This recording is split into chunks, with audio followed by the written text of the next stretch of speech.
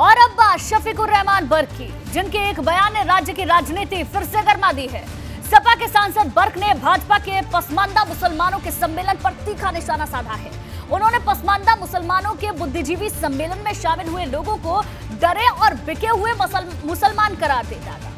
बर्क की ये बात भाजपा को चुभ गई और शुरू हो गया सियासी घमासान। हिंदुस्तान, मादरे वतन हिंदुस्तान, मादरे वतन हिंदुस्तान।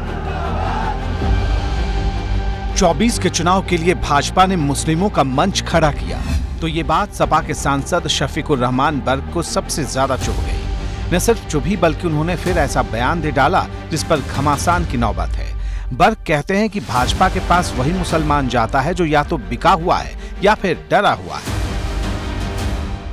नहीं, मैं समझता हूँ कि जो वाकई मुसलमान है उसका झुकाव तो होगा नहीं।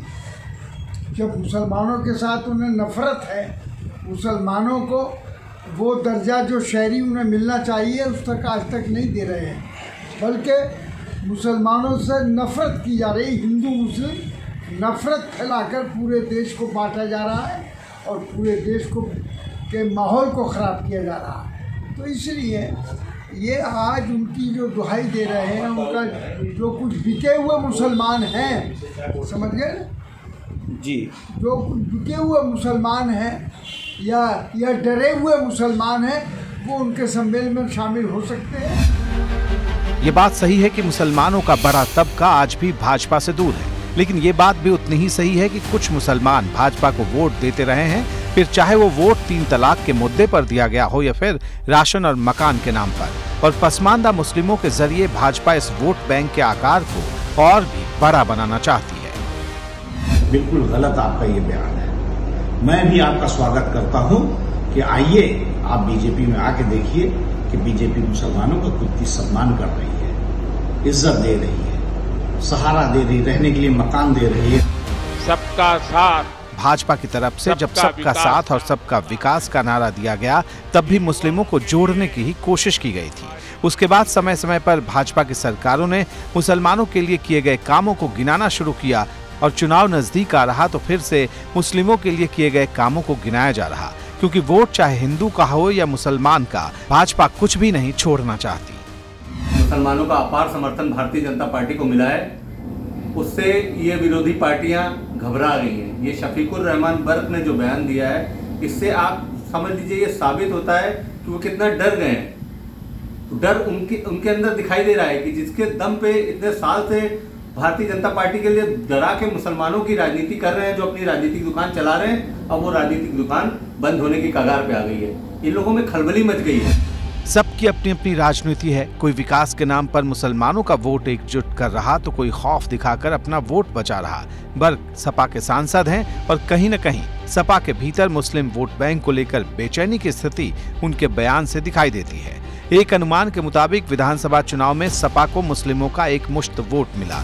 यही वजह रही कि सपा पहली बार रिकॉर्ड 32% वोट तक पहुंची। इसी वजह से भाजपा ने मुस्लिमों को लेकर अपनी रणनीति बनानी तेज कर दी है।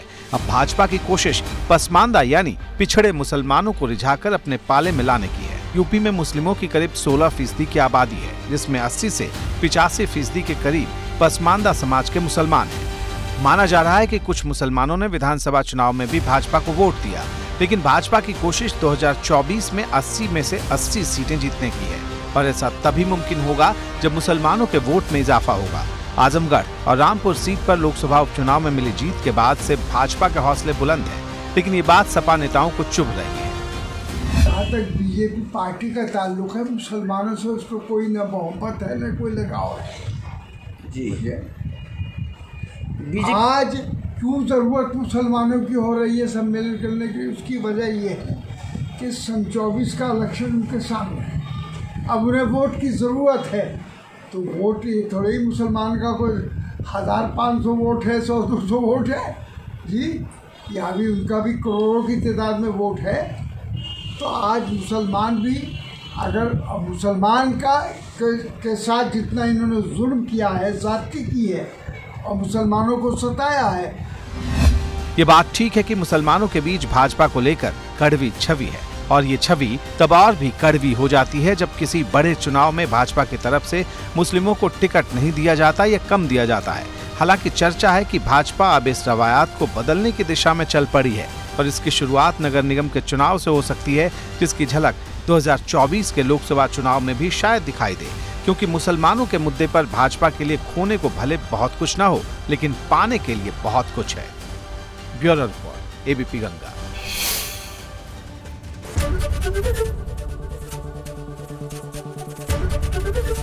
एबीपी गंगा, खबर आपकी, जुबान आपकी।